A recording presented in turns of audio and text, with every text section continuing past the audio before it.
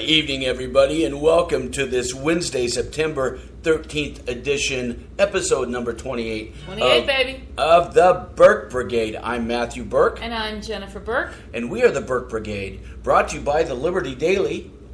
Your conservative alternative to the Drudge Report, which pretty soon, my hope is that people won't be talking about the Drudge Report. They'll be saying how the Drudge Report is actually the wannabe Liberty Daily, which they ain't gonna be. Those are big dreams. That might be a while. But the Liberty Daily is growing extremely rapidly, and we're very, very happy about that. And it's been absolutely organic growth. Just people chatting about it in comment sections on conservative websites primarily that has driven the phenomenal growth here, especially during the last month. Okay, again, thank you for tuning into the BURKE Brigade. So we've got a little bit of a situation here, and it's not good news. Why do we always have to start out with bad news? It's just so depressing. Remind me again, honey, who won the election? John Kasich. One would think. He may as well have. Or maybe low energy Jeb. Jeb exclamation point? Or maybe Hillary. Maybe Perhaps. Hillary. Maybe not quite that bad. But damn close tonight. Now this is hot off the press. So you didn't hear this from Rush Limbaugh. You didn't hear it from Glenn Beck. You didn't hear it from the great one, Mark Levin, or any of the other wonderful talk show hosts out there that are conservative. You didn't hear it from Sean Hannity. In fact, you may never hear it from Sean Hannity. But tonight, as you'll recall, Donald Trump had dinner with Pelosi and Chucky Schemer. How cute. Yeah. Getting pretty friendly with the old Dems. Well, he did say that he could get along with Chuck and he Harry said that during the Reid campaign, and Nancy Pelosi, nobody wanted to listen but, to it. But some of these Republicans could, take a hike. Just build the wall. Build the wall. Hey, folks, the wall ain't happening. I'm sorry. It looks like once again Nancy Pelosi told Trump what's what. Yeah. So, leaving the dinner tonight, here is the statement that was given by Chuck Schumer and Nancy Pelosi, and I doubt they're, lying about this publicly about that because it would come back to bite them immediately. But I'm just going to read it to you so you don't think I'm making this up. And this is their statement after they had din-din with President Trump by Chuck Schumer and Nancy Pelosi, progressive leftist Democrats, the people that President Trump got elected to crush like grapes. Apologies to grapes. Okay, quote, "We had a very productive meeting at the White House with the president." No big deal there. That's what they all say. But here's where it gets ugly. "The discussion focused on DACA," which, let me just rephrase that, amnesty. "We agreed to enshrine the protection of DACA into law quickly and to work out a package of border security excluding the wall. That's acceptable to both sides. We also urged the president to make permanent the cost-sharing reduction payments. And those discussions will continue." Okay, cost-sharing. Notice she didn't mention regarding what. Yeah, it's on Obamacare is what she has to be talking about there. Yes, and the cost-sharing reduction payment, what was that? What's the shared responsibility? And some taxpayers getting the shaft and having to dole out money to pay for other taxpayers, non-taxpayers in many cases. Health insurance, bad insurance through Obamacare, while barely being able to afford to keep a roof over their head because their health premiums are more expensive than their mortgage. Right, and in this case, cost sharing is referring to bailing out the insurance companies who are going broke, who would be going otherwise broke, the few that are still left in Obamacare, because they're insuring the car after it has been totaled or they're insuring the house against fire after it's already burnt down. And then somebody comes up, can I get a new policy? Hi, I have cancer now. Here, I'm going to pay $50 a month, and can you insure against this illness that's going to cost $250,000? That's why Obamacare doesn't work. You're insuring against a risk that's already happened, not insurance. Call it something else, it's not insurance. But I digress. Two key cornerstones of President Trump's campaign were building the wall. Do you remember at nearly every campaign rally, what did his followers chant loudly? Build the wall. And lock her up. Another broken promise. And what did Trump say? And Mexico's going to pay for it. And the crowd cheered. Right. Well, it's not looking that way. This is not the fourth dimensional chess. Okay, this is a lifelong liberal Democrat that some of us conservatives tried to warn people against, and they would not freaking listen. Yes. Remember when we used to say that the left should be happy that Donald Trump was the Republican nominee because he wasn't a Republican. And even some of his top followers would tell us, of course he's not a Republican. Of course he's not a conservative. Well, today he's going all around saying in his words he's a conservative. So you people that are saying even he said he's not a conservative. Well, then today you're calling the president a liar, because today he's saying he is a conservative, but. No. And it's the but that is the problem. It's always the but. No. Now, conservatives have been down these deals with the devil before. The great communicator Ronald Reagan in the 80s made a deal with the Democrats. He was going to give amnesty in exchange for, guess what? Border security. Ooh. Sounds a lot like this deal. Sounds like this deal. I guess that's why we study history, isn't it? So you don't repeat yourself. Right. Bad parts. Reagan later admitted that was his biggest mistake, trusting the Democrats, which controlled the legislature in almost all of his presidency.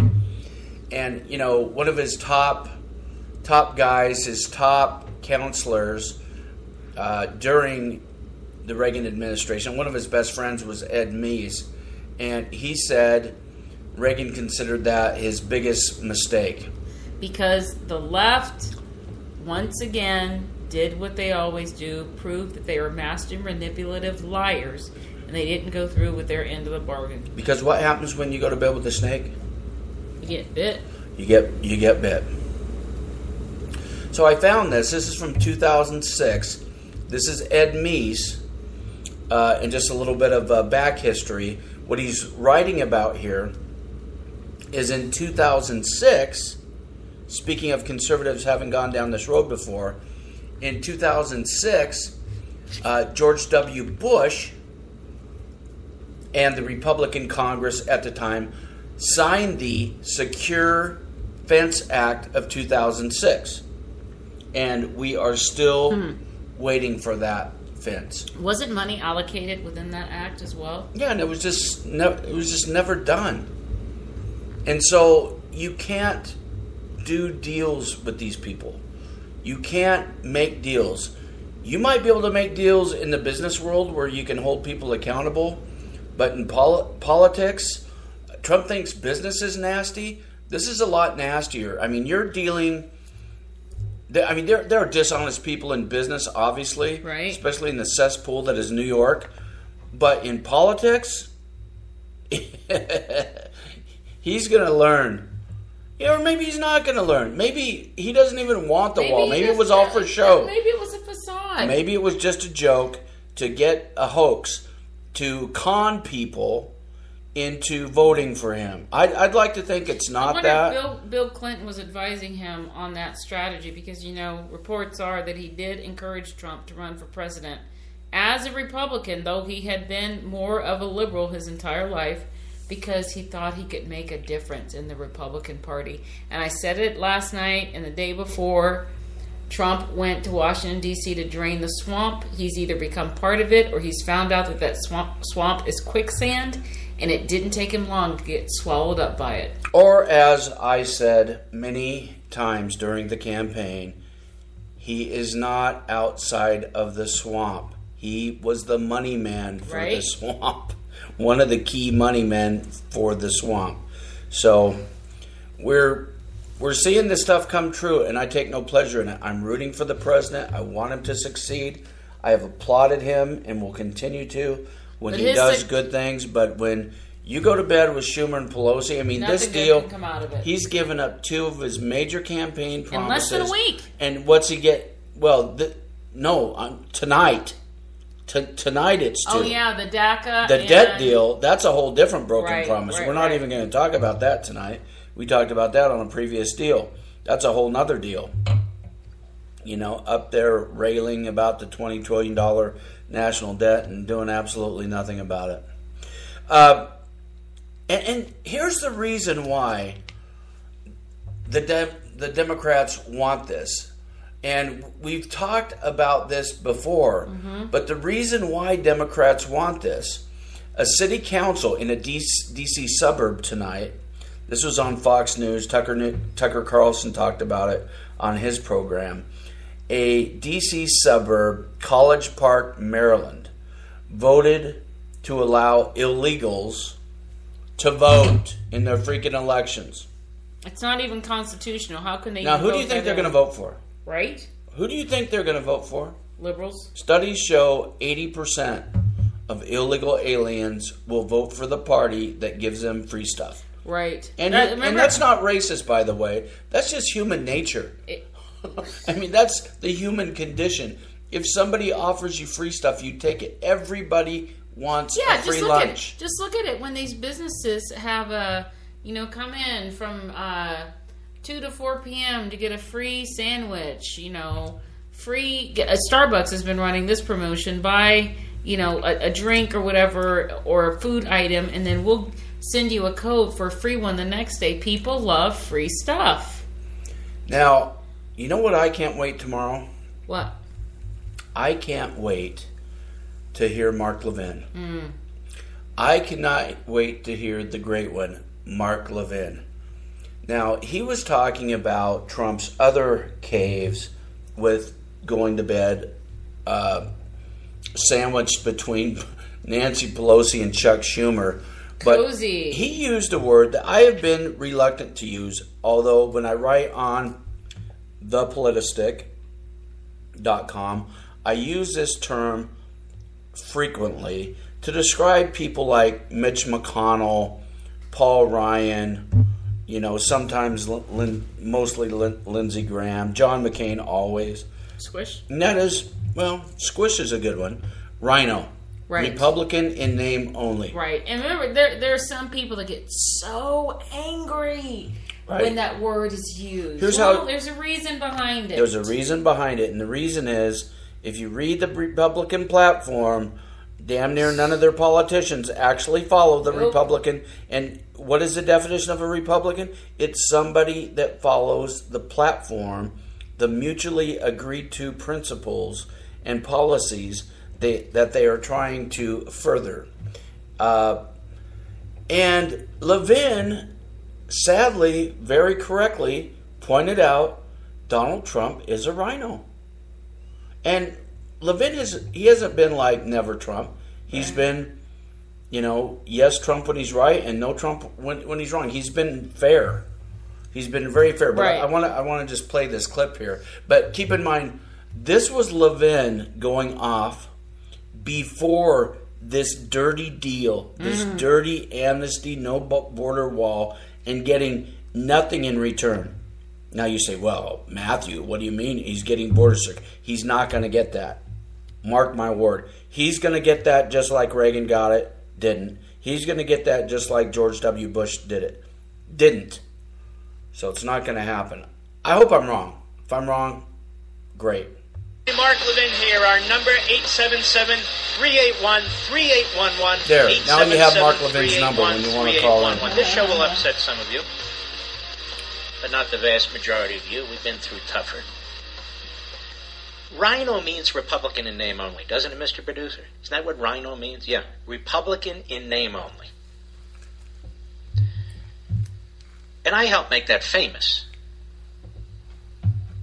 as the first conservative radio host to attack the rhinos and to attack the establishment. And I still do. Republican in name only, rhino, was intended to mean that the Republicans in Congress, the Republicans that control their party, are not conservatives. They're rhinos, Republicans in name only. You have not turned into the Mark Levin show. This is the Burke Brigade with Matthew and Jennifer Burke, but this is good. What would you call a Republican who signs onto a 3-month continuing resolution that pushes the deficit, the fiscal operating debt over $20 trillion for the first time in American history? A rhino. What would you call a Republican who keeps promoting a $1 trillion infrastructure program and did so again today? A rhino. What would you call a Republican who uses the class warfare of the left and talks about taxing the rich? A rhino. What would you call a Republican who sounds like Jeb Bush now when it comes to immigration and DACA? A rhino. You would call them a Republican in name only, right? A rhino. Well, the President of the United States is apparently a rhino. It's not hard to be a rhino. Now you can have a rhino who's part of the establishment, like McConnell and Ryan, and you can have a rhino who throws in with the left, like the President. More and more. And so I'm sorry to say, but the President of the United States is a Republican in name only. Mm. He's a rhino. How else do you explain this? Now, what am I talking about? Well, this class warfare stuff, which is part of the progressive movement, part of the nationalist populist movement, I think. I'm not 100% sure. But CNBC report 20% of Americans could pay higher taxes under Trump's plan. 20% of Americans. Okay, so what he's going to go into, I'm not going to play any more of it, but Trump is using the language from the left, which is what rhinos do. That's what McConnell does. You know, like that term, middle class. There are no classes in America. That is Karl Marx claptrap. You know, that is the language of a Marxist, where they try to pit different classes against each other, which is ironic because, you know, if there is such thing as a middle class, the left is out to destroy it. Exactly. Because that's what keeps America claiming to strong. Support it, you know, because again, master manipulative liars. Right. Yep. Absolutely. So Trump today said that he's willing to consider tax rates on the rich. See if I can find the quote here. Excuse me. He said today, after a meeting with Democrats and Republicans, the rich will not be gaining at all with this plan. This is the Washington Times, conservative news site. The president said at a White House meeting with Democrats and Republicans, quote again, "If they have to go higher, they'll go higher. Frankly, we're looking at the middle class and we're looking at jobs." Okay, who creates the jobs? The poor people? Trickle up. Trickle up. If you give somebody a raise from $8 to $10, are they going to create any more jobs? No. Who pays 90% of the taxes in this country? Top 1%? Top 1% pay about 40% of the taxes. 5%? The top 10% pay about 70% of the taxes in this country. Or thereabouts. I thought the left said they think everyone should pay their fair share. Yeah, but they will never define that.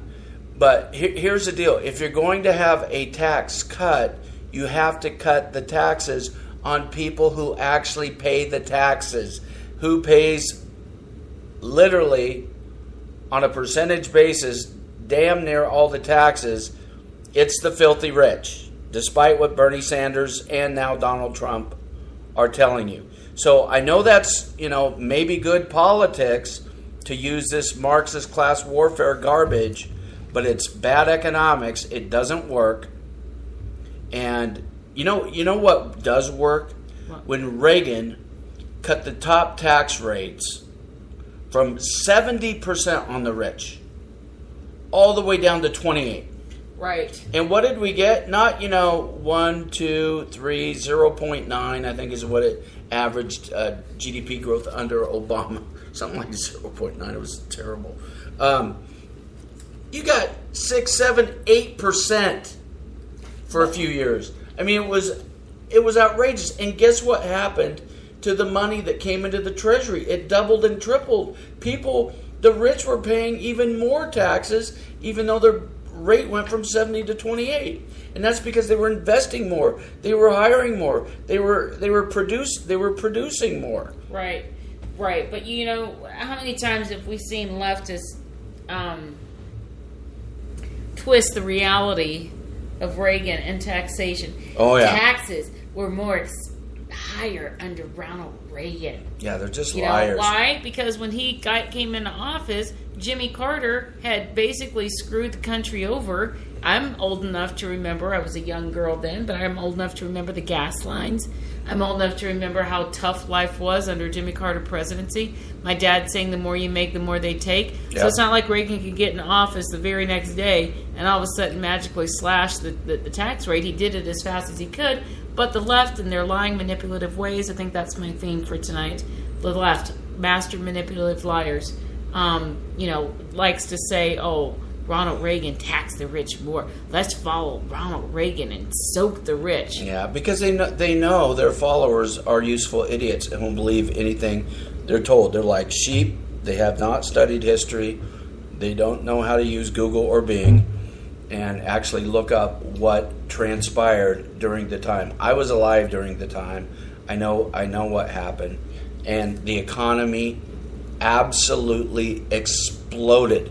And every time they say trickle-down economics, what we need to come back with are the facts and growth numbers that Reagan had versus what the Marxists like Obama had. They never say the numbers. And if you see a Democrat on CNN or MSNBC or sometimes nowadays today even Fox News talk about trickle-up economics, it's so much better than trickle-down, they'll never be asked to explain. Yeah, they tried that. They're trying that right now in Venezuela, the trickle-up. And so far, people don't have toilet paper to wipe their butts and they're eating rocks. But I digress.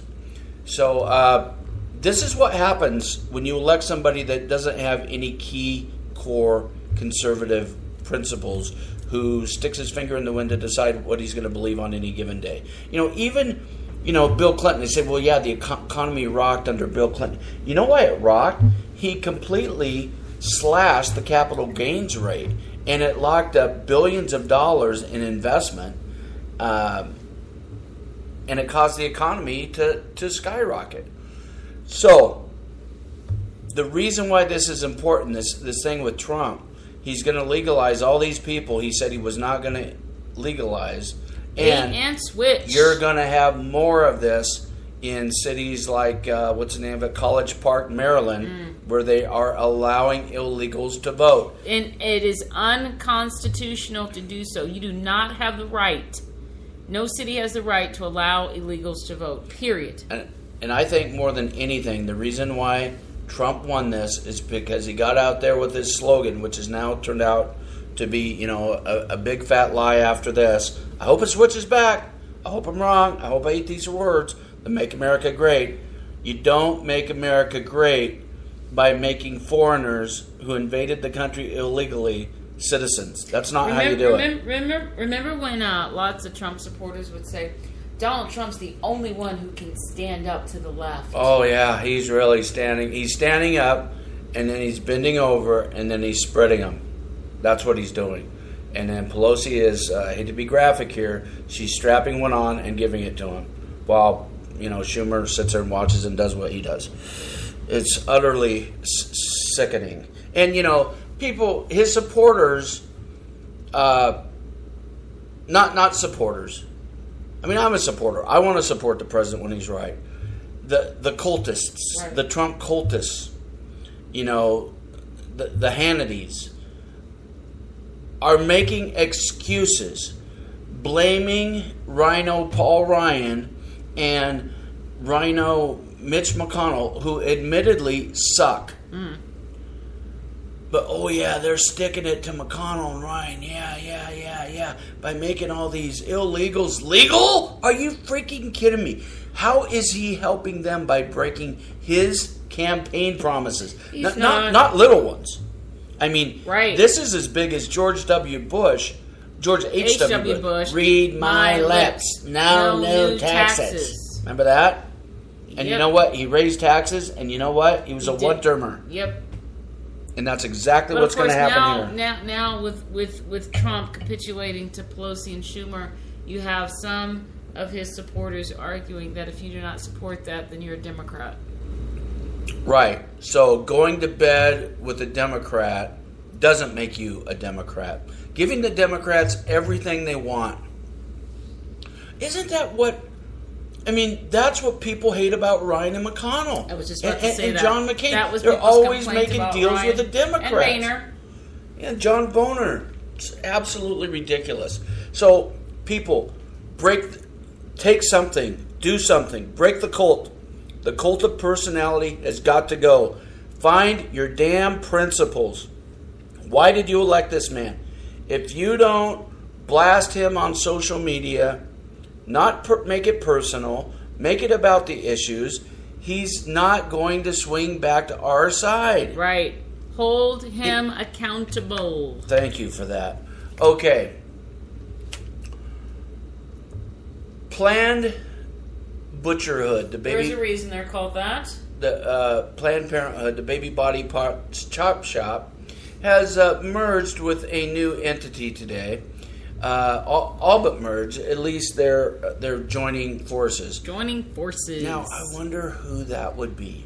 Oh my goodness, this is just absolutely what makes the most sense? I mean, if you're gonna murder children and sell their body parts for profit, get caught on tape doing it and then lie about it, and then try to ruin the man's life that exposed your evil selves.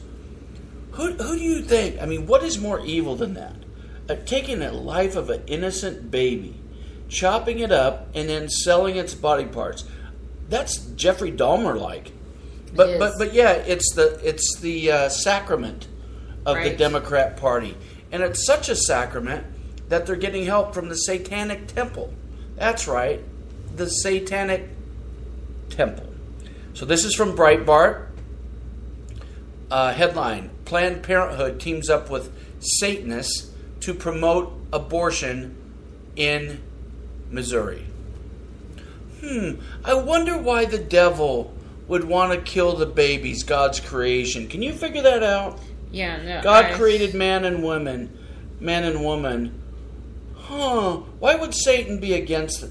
Why would he want to kill the baby? Oh, maybe because he's against God's creation. Right. I remember during the campaign, a good friend of ours talked about how she had done a lot of research about Planned Parenthood's abortions and being really an offering up an altar to Satan, and how there were some Planned Parenthood clinics that had been caught basically having these devil-worshipping things, at their clinics. And then now here it turns out that in Missouri, which had been successful in shutting down a large Planned Parenthood clinic, but they don't Planned Parenthood. They plan to kill babies, and they do it. That's what they do. They so plan helping you raise your baby. You know what I mean? It is a misnomer. But kind of like the Affordable Care Act. Right, exactly. Well, but the Satanic Temple said, "Hey, Planned Parenthood, we are like you. We like to kill people, and if you want to, your target audience is to kill black and brown babies. So let's team together. We're going to help you open up even more baby butcher factories." And so that's what they've done. They've opened one, and they plan on opening 2 more. Why? To continue to kill off God's creation. Yep, that's what it is. The battles we fight are spiritual, folks. They're not. Most they're definitely not physical. Okay, Debbie Blabbermouth Schultz, Hat Tip Rush Limbaugh, Debbie Wasserman Schultz, IT guy, was banned from the House of Representatives, after trying to hide his secret server. This is from Luke Rosiak, I'm not sure if I'm saying that right. He is the investigative reporter with the Daily Caller, and he's been the one blowing up this story about the IT scandal with Debbie Wasserman Schultz, IT aide, congressional IT aide, Imran Awan, who is Pakistani Muslim. Pakistani, yeah, not an issue, of course. Or as Barack Obama would say, Pakistani. Pakistani, but at least they got diversity, right? So they arrested him. He was on the run, and she continued to keep him hired. Defended him and even afterward, yeah, and threatened through the race card a police sheriff or chief when she wanted her laptop back. That was part of the investigation. So let's just delve into just a little bit of this here. I'm reading. A secret server is behind law enforcement's decision to ban a former IT aide to Democrat Representative Debbie Wasserman Schultz from the House network. Now indicted former congressional IT aide Imran Awan allegedly routed data from numerous House Democrats to a secret server. Secret server? Where have I heard that term? That sounds very familiar. What is it with these Democrats and secret? It's almost like they're trying to hide something. What do you have to hide? What about transparency? Remember transparency? Remember when Obama accepted the most transparent administration award behind closed doors and no reporters were allowed in? Oh my gosh, that'd be like Hillary Clinton receiving an Honesty in Government award. They are Orwellian. They just use opposite language, and they sit there and they practice it in front of a mirror. And they how can we say it more convincingly? How do we lie better? Right. Okay, so police grew suspicious, I'm reading again, requested a copy of the server early this year. But they were provided with an elaborate falsified image designed to hide the massive violations. The falsified image. But Russia. Yeah, Russia collusion. Hacking. I bet you that whole thing is a diversion to cover up this. Yeah, because they know they knew this was happening. They knew this investigation was going on. CNN ain't going to talk about it. God knows what secrets this guy has passed around to our enemies. The falsified image is what ultimately triggered their ban from the House network. This goes all the way back to February 2nd, according to a senior House official with direct knowledge of the investigation. The secret server was connected to the House Democrat Caucus, an organization chaired by then Representative Javier, how do you say his last name? Becerra? Becerra, I think. Isn't he the Attorney General of California now? Oh, this is going to run deep. Police informed Becerra that the server was the subject of an investigation and requested a copy of it.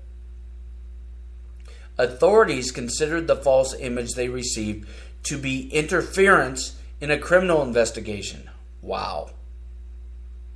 So this goes on. It's on the Daily Caller, but there's some major corruption going on here, and Debbie Wasserman Schultz has got some splaining to do. And it seems like, by all of her actions, that she's desperate to cover something up. She kept paying the man. Yeah. Kept paying him. They were being oops. Sorry, guys. For months. They were paying them more than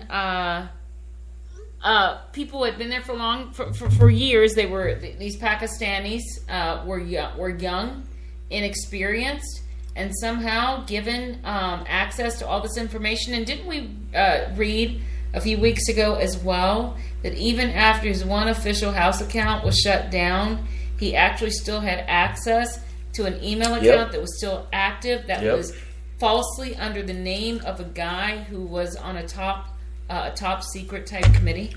Yep. But that's not a problem. Oh, and it wasn't just him. His brother and several other relatives worked there. So it was a family business. But at least they got the diversity. Right. Got that diversity. Got to have that diversity at all costs. Yeah, so much. So they, steal some state secrets and sell it to our enemies. At least they're Muslims, and that's a good thing, right? At least, they got some skin color to them. So we got the diversity going. Shameful. Hope and change. Hope and change. All right, are you at all ready for your Religion of Peace update? We have a Religion of Peace update today. And to our vast listening audience, you probably know what's coming.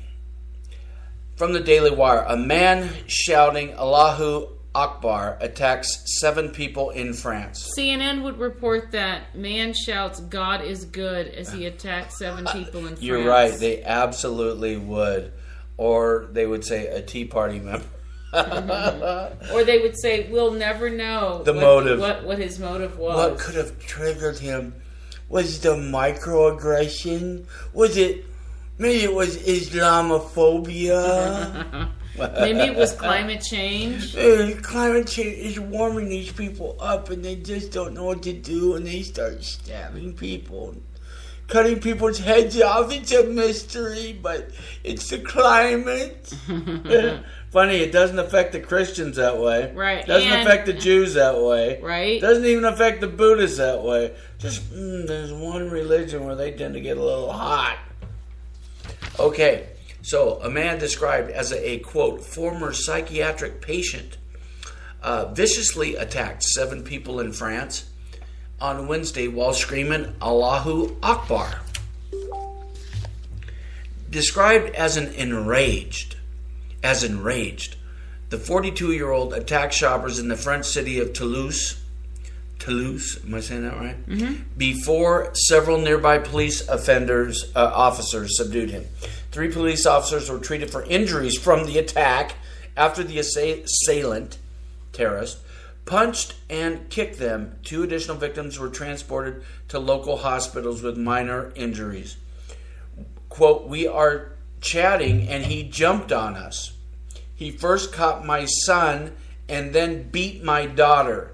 We ran, one man told local media. Reports by local media indicate the man is well known to authorities. Shocker! Oh, yeah. And is believed to have been a psychiatric patient that was recently released from a mental health institution. Of course, he was a psychiatric patient. Blame it on the blame it on anything other than radical Islam. Of course. So that is your Religion of Peace update. All right. Texas Senator Ted Cruz. Wait, before you talk about that, because I want to end with Ted Cruz, I want to talk about this, because I thought it was on our list. I forgot to put that down. This is despicable. This isn't the only one either. Guys, okay, I preface this all the time, because we're not on television. If you're just listening to my voice, you might not know, but I'm a black conservative woman. I'm a black conservative woman who was raised to have pride in America, raised by parents who were born and raised in the South, Louisiana, in the 40s and then moved 50s. To Texas. And then they moved to Texas after my dad served in the military, served his country honorably in the military. So I'm so thankful. Did he sit for the national anthem by any chance? Did he sit? Never. Did he ever go SJW? Did he ever go Colin Kaepernick? No. I'm so thankful that I was not raised by my parents to see myself as a victim. And I'm so thankful that I was raised by my parents to have pride in this country. Not that it's perfect. What place is? There's no such place as utopia. It's more perfect than anywhere else. That's what the left wants you to believe. We can't escape our past. And the past, some of the horrible quote-unquote sins of the past were actually perpetuated by Democrats. Democrats have tried to rewrite history over and over and over again, and they don't want to take ownership of their racist history to the point where on their website they claim to have always been a fighter for civil rights, which is an outright lie, but I digress. It's not what I'm talking about right now. I'm talking about these Black Lives Matter terrorists defacing the statue of Thomas Jefferson at the university he founded, the University of Virginia. Oh, and Thomas Jefferson, by the way, wrote the Declaration of Independence. Right. Our founding document. Right. So they hung a banner on it. They covered his statue at University of Virginia in black and hung a banner on it saying Black Lives Matter and white supremacy should F itself, I guess, because this Washington Times article says commit a sexual act is what white supremacy should do to itself. And then they make these claims.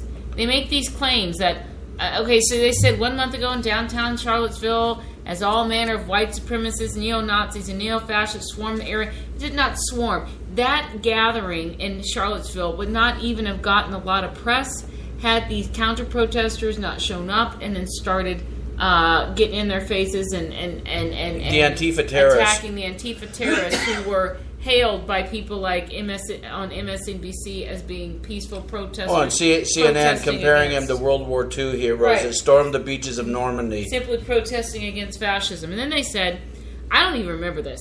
If this would have happened, I would remember this.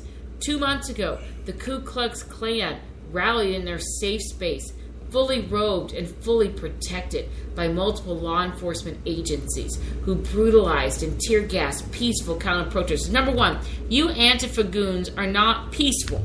Number two, they're trying to, once again, attack our men and women in blue who put their lives on the line so that we can have law and order in this country. And number three, CNN would have had that as headline news if the Ku Klux Klan had been fully robed rallying. It's just an outright lie. And the left. And number idiots. 4, every Democrat alive right now would own slaves if they had the opportunity, because they damn near have slaves today. In terms of compliant people of certain identity groups that have been duped into being their slaves. So, yeah, these idiot protesters / terrorists didn't want people to actually look at them committing their violent acts, chanting, "Stop staring, start fighting," as people watch them. So they were encouraging their people to fight and attack these people who were simply looking at what they were doing. They didn't want to be caught on film. Look, I remember years ago, I drove from Houston to Boston, Massachusetts with a friend of mine, and one of the places we stopped at, two of the places we stopped at, was the University of Virginia and Charlotte and Monticello, Thomas Jefferson's home, which he designed himself. And I remember hearing the story about how, yes, Thomas Jefferson owned slaves. There were black people who owned slaves back then. The slaves were gotten from Africa by black people. By black people. Black people sold slaves, African black slaves, to people in America. Oh, you can't say that, though. Don't say that, though, because that breaks the narrative. That in the schools. But narrative. And one of the things that they taught us was that there was no place within Thomas Jefferson's home where you could actually see the slaves. Typically, slave owners lined the slaves up. Slave quarters were lining the driveway because it was a sign of wealth, how many slaves you owned. And that's typically what they did with them. Thomas Jefferson wouldn't do that to his slaves. He had his slaves in quarters somewhere on his property, but he could not see it because he was so torn from, with the whole thing. And this was 1996 or 7-ish that I was at Monticello, and went to the University of Virginia. Just a beautiful, beautiful, stately campus. And I am just so sick and tired of these black idiots acting like we're living and white idiots in 1940s, 1950s, 1960s America, when Democrats in white robes were turning water hoses on black people, stringing them up in a tree, murdering them simply for being black, preventing them from going to get a meal to eat because they couldn't sit in the same place as them, making black superstar singers go in through the back door because of the color of their skin, so they couldn't enter through the same doors the people they're performing for. they're acting like that is the time we live in. And I have said it before, not here, but I will say it now. Have never in my life seen this country so torn in that regard with people like these idiots being elevated than I have since Barack Obama took office. And then now, he's about to launch his official foundation, and don't think he's not going to stir things up, because he will. This is Barack Obama's legacy, this racial turmoil that has not existed in all my years on God's green earth, but this is what anti-colonialist, anti-America, anti-capitalism Obama wants in true Saul Alinsky fashion. The commies. And, Thomas Jefferson fought to end slavery as well. They'll never tell you that. It was, voted down. The country was not ready for it. In fact, the world was not ready for it. And as you said, honey, America was not the first country to have slavery, but it was the first to end it. There's slaves today in Muslim countries, but that's acceptable to the left because they're Muslims and they won't criticize Muslims because they're trying to create a new victim group to pander to, trying to create a new voting bloc. All right, let's get on to something a little less politically incorrect to talk about, so I can sleep at night and not be so fired up. But Ted Cruz today announced a new tax plan centered around 7 different fundamental principles that should be included to drastically simplify the tax code and unleash economic growth.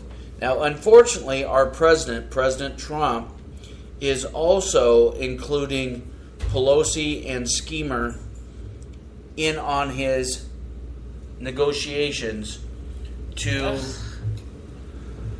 fundamentally transform the tax code, which is not going to be fundamentally transformed. Not if as those long as people those people are have in it. anything to do with it, they'll keep their we'll money be in their lucky if tax it's not shelters, worse. and Nancy Pelosi will continue to stand before the American public railing against income inequality while wearing a $12,000 shirt. Right.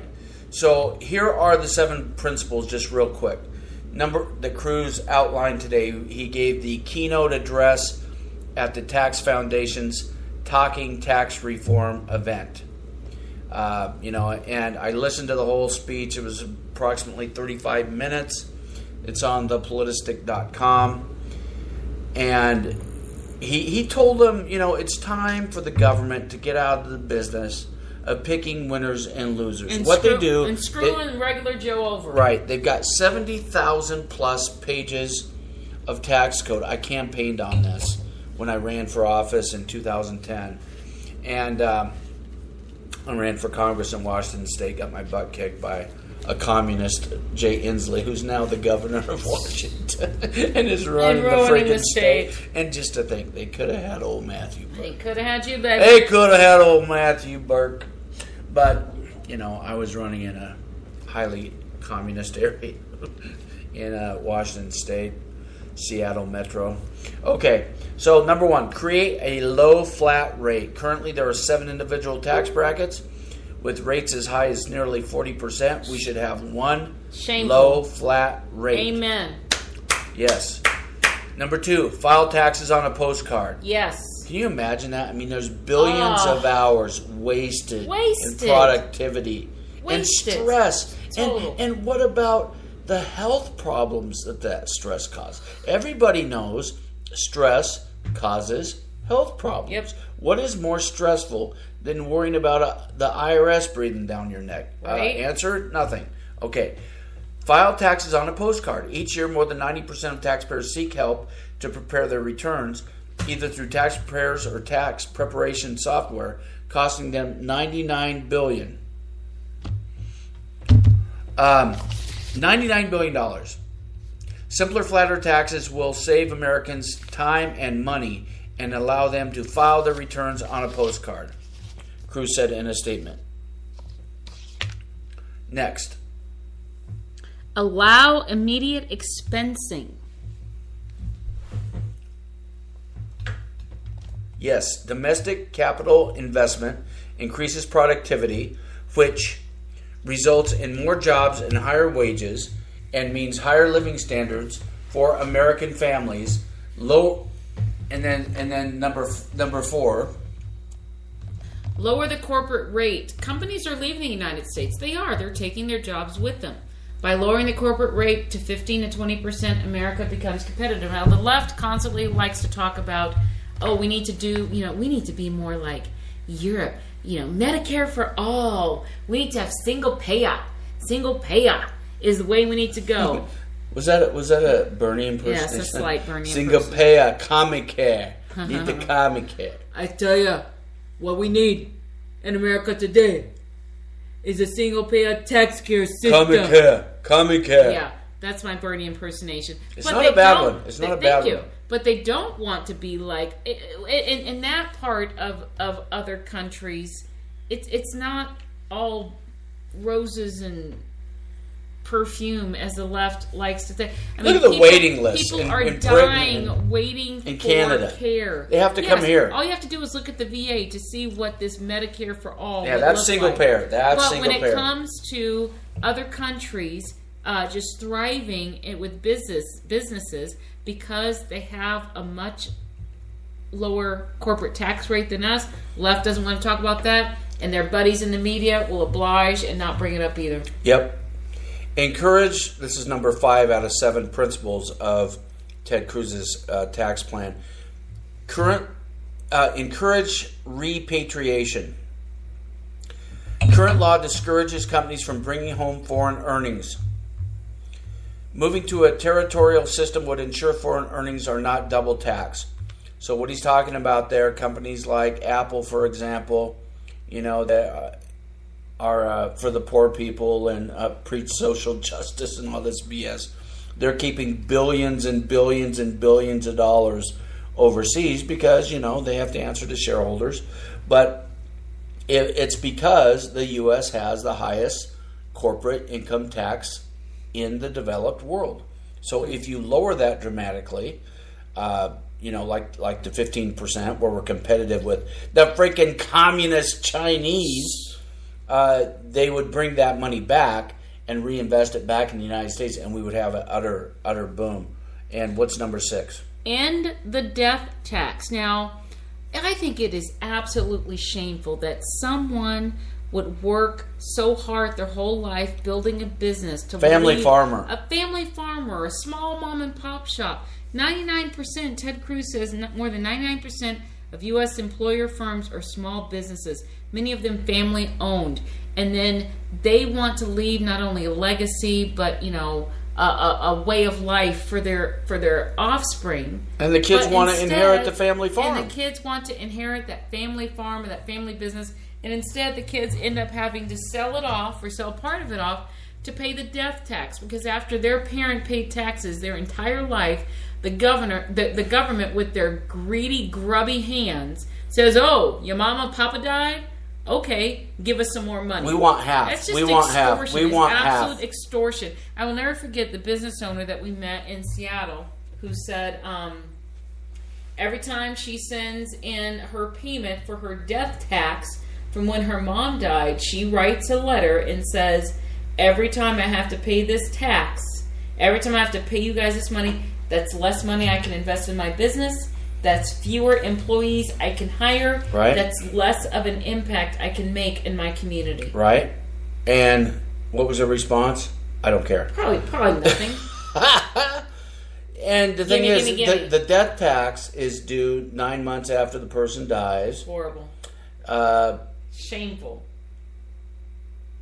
And like if you have a family farm, a lot of those farmers are rich via land, like net worth, but they're highly illiquid. They're not cash rich, they're land rich. And so in order to pay, 50-55% estate tax or whatever it is, they have to sell the farm. Right. They don't they don't, if they've got a farm worth $10 million, they don't have $5 million in cash. Right. If the death tax is not a perfect example of how our government views us as slaves, I don't know what is. Right. And last but not least, I remember as a financial advisor, I had to pay this every year. It was utter tyranny. In the alternative minimum tax, the AMT.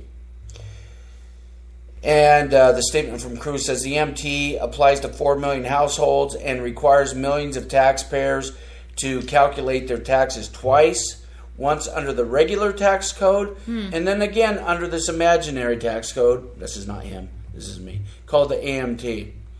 It's a very, very complicated process, but I could get into why it's utterly shameful, but we're running out of time. Basically, you could follow all the rules. You can invest in municipal tax-free bonds, which are legally tax-free, and the government will look at your bottom line and say, oh, you haven't paid enough taxes. I know you were smart and invested in these tax-free bonds, which are at pay lower interest rates than taxable bonds, and you followed all the rules, but we're going to hit you. We're going to hit you anyway.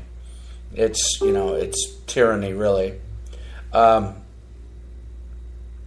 So Cruz's plan would be something that revolutionary would be, and would have been something that Donald Trump would have supported during the campaign. But now that he is in bed with Pelosi, and whether it is, and now that he's in bed with Chuck Schumer, then it's probably got a 0% chance of passing. So with that, we are going to end this episode of the Burke Brigade. Thank you so much for tuning in. I'm Matthew Burke. And I'm Jennifer Burke. We are the Burke Brigade, brought to you by the Liberty Daily, your conservative alternative to the Drudge Report. Go to thelibertydaily.com. Thank you so much for tuning in. We appreciate it. God bless you. God bless America.